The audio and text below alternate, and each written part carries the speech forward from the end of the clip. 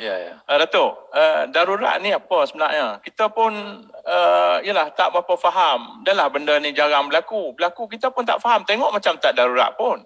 Kan kerajaan masih berjalan, kerajaan persekutuan masih berjalan, kerajaan negeri masih berjalan. Cuma tak boleh buat dewan sahaja. Lepas tu ada pula jawatankuasa khas pula. Lepas tu ada pula ordinan darurat dan seumpamanya. Cuba Datuk terang sikit apa yang berlaku. Ya. Darurat ni apa tu?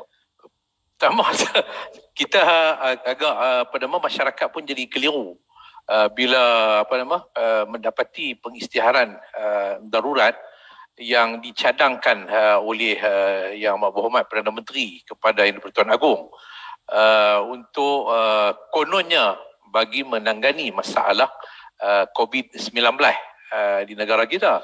Jadi orang bertanya, apakah tanpa darurat COVID-19 ini tidak boleh ditangani? Adakah dengan pengisytiharan darurat maka Akta 342 tidak lagi terpakai lalu dipakai sepenuhnya ordinan darurat?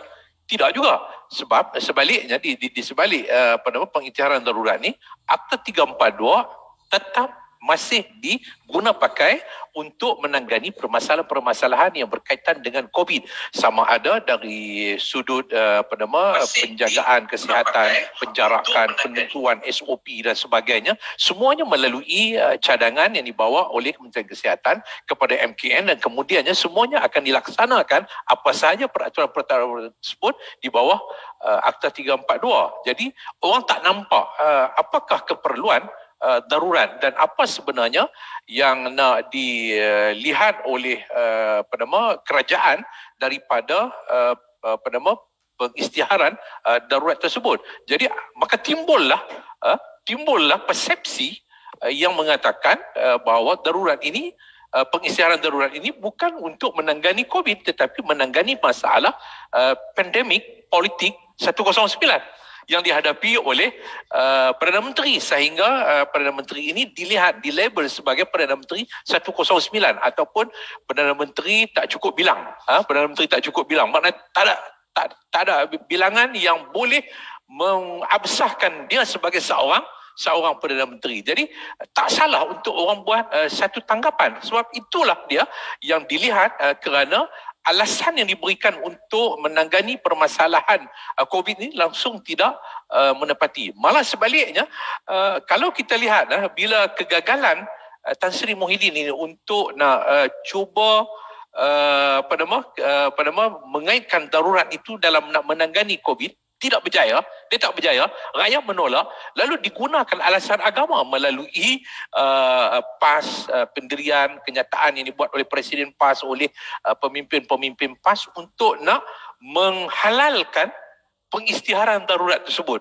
Lalu timbullah kononnya bahawa orang yang tak nak darurat ini, orang yang ikut sunnah Trump.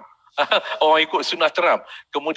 Kemudian yang disebut bahawa oleh Presiden PAS, dia kata ini memenuhi konsep politik Islam. Istilah darurat ini memenuhi konsep politik Islam. Hari ini keluar kenyataan daripada Timbalan Menteri di Jabatan Perdana Menteri Agama yang mengatakan bahawa darurat ini ialah memenuhi konsep maqasid syariah. Maqasid syariah. Jadi ini menambahkan kekeliruan masyarakat dan rakyat. Jadi mereka menggunakan agama. Sekarang ni menggunakan agama untuk melindungi politik 109 ini daripada dipersoalkan oleh masyarakat. Jadi saya fikir bahawa ini menambahkan lagi gambaran bagaimana flip-flop pemimpin PAS dalam bercakap sesuatu yang berkaitan dengan persoalan-persoalan keagamaan dan sebagainya. Contoh saya kata, kalau dalam pilihan raya kecil di Teluk Intan satu ketika dahulu, Presiden PAS memuji DAP yang membantah pengisytiharan darurat di negeri Kelantan pada tahun 70-an dahulu.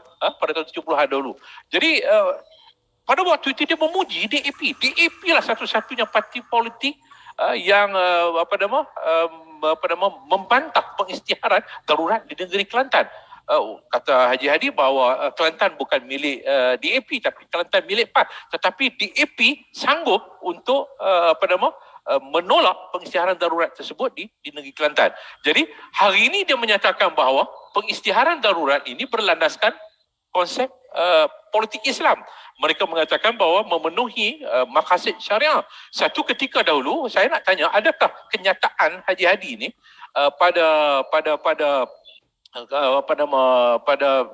pilihan kecil di Teluk Intan itu membuktikan menggambaran bahawa darurat itu tidak memenuhi politik Islam. Darurat yang diisytiharkan masa di Kelantan itu tidak memenuhi konsep maqasid syariah. Jadi kita nak tahu apa sebenarnya apa pendirian yang nak dibuat oleh PAS, atau ini hanya sebagai satu bahan lawak jenaka yang boleh angkat untuk diberikan 4H ataupun 5H. Kerana hari ini tak ada pertandingan Raja Lawak, belum ada. Jadi kalau ada pun dia mungkin Raja Lawak yang tidak ada penonton di hadapan. Jadi macam tu jugalah, hari ini dia tak boleh nak berceramah di hadapan penonton. Jadi dia boleh buat lawak di luar daripada berhadapan dengan penonton. Jadi saya nak nyatakan bahawa ini betul-betul merupakan sesuatu yang bersifat motif politik dan tidak lebih daripada untuk menyelamatkan kuasa politik 109 dan tidak ada kewajaran untuk nak dilaksanakan darurat. Sebab satu poin lagi yang saya nak sebut, kalau betul dia nak menangani masalah COVID-19, nak menangani masalah COVID-19 seperti yang disebut dalam section dinyatakan dalam pengisytiharan darurat tersebut, kerana hal-hal yang berkaitan dengan soal keselamatan, ekonomi dan sebagainya, kerana kononnya mungkin COVID ni ada kaitan dengan keselamatan, ada kaitan dengan ekonomi dan sebagainya, kenapa tak gantung kabinet? Kenapa digantung hanya parlimen dan Dewan Undangan Negeri? Kenapa tidak digantung kabinet ataupun digantung Exco Kerajaan Negeri? Ini satu persoalan yang harus difikirkan, sebab kita pernah lihat darurat ditadbir oleh satu majlis apa yang dinamakan Magran. Satu majlis yang dinamakan Magran. Maknanya bukan ditadbir oleh kabinet. Bukan ditadbir oleh kabinet. Jadi kenapa dalam darurat kali ini kabinet masih tidak digantung? Itu menunjukkan bahawa kuasa kabinet itu masih mengatasi pengisytiharan darurat yang telah pun diisytiharkan. So apa peranan jawatankuasa khas ni? Adakah telah dibentuk ataupun apakah telah ada jawatankuasa itu ataupun dalam proses mengadakan jawatankuasa itu, dan apakah peranan? Kalau sebut tadi kerajaan persekutuan masih berjalan, kabinet masih berjalan, negeri masih, Exco masih berjalan, pentadbiran seolah-olah macam biasa. Jadi peranan jawatankuasa itu apa, dan ordinan darurat itu apa yang sebenarnya? Apa yang dia fokus? Ya, sebab itu saya sebutkan tadi bahawa saya persoal bahawa kalau dia betul-betul nak meletakkan darurat ini, matlamat dia ialah untuk menangani masalah COVID-19. Jadi sepatutnya kabinet itu sendiri perlu digantung.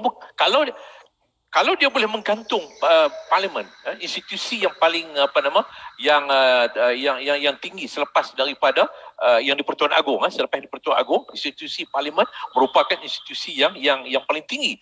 Jadi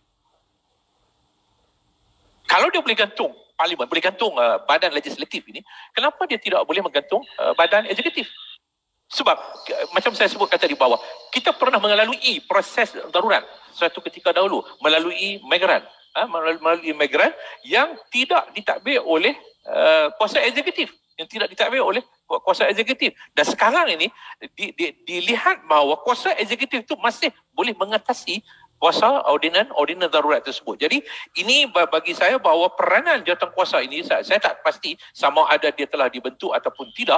Belum ada satu pengisytiharan, walaupun ada pandangan-pandangan yang perlu untuk menyertai jawatankuasa khas ini, itu soal perbezaan pendapat dan pandangan. Tetapi bagi saya bahawa saya masih berpegang bahawa kuasa eksekutif itu akan tetap mengatasi kuasa jawatankuasa ini. Walaupun jawatankuasa ini boleh menasihat yang di-Pertuan Agong dalam konteks sama ada untuk nak melihat wujud ataupun tidak unsur-unsur masih berlaku keadaan yang tidak menentu. Jawatankuasa itu telah ada pengurusi Datuk. Setakat ni belum. Masih belum diisytihar siapa pengurusinya. Masih belum diisytihar siapa pengurusinya. Jadi tetapi dinyatakan di dalam dalam ordinans darurat tersebut, fungsi-fungsi tersebut yang secara jelas untuk menasihat yang di-Pertuan Agong, untuk menasihat yang di-Pertuan Agong dalam isu yang berkaitan dengan sama ada masih wujud elemen-elemen yang perlu yang perlu untuk didaruratkan negara kita ini ataupun tidak, ataupun kalau tak ada perlu nasihat untuk ditamatkan darurat tersebut. Jadi ini saja. Jadi bagi saya menunjukkan bila Seksyen 11 itu memberikan kuasa eksekutif itu masih berperanan, bermakna bahawa kuasa Perdana Menteri sebagai penasihat kepada Yang di-Pertuan Agong mengatasi kuasa jawatankuasa ini. Ini bagi saya yang bukan sebagai seorang pengamal undang-undang macam Yang Berhormat Faiz, tetapi pandangan saya bahawa kuasa nasihat Perdana Menteri itu mengatasi kuasa nasihat jawatankuasa khas di bawah ordinans darurat ini. Sangat bercelaru. Ya. Kita sendiri pun tak faham, rakyat di bawah pun lagilah.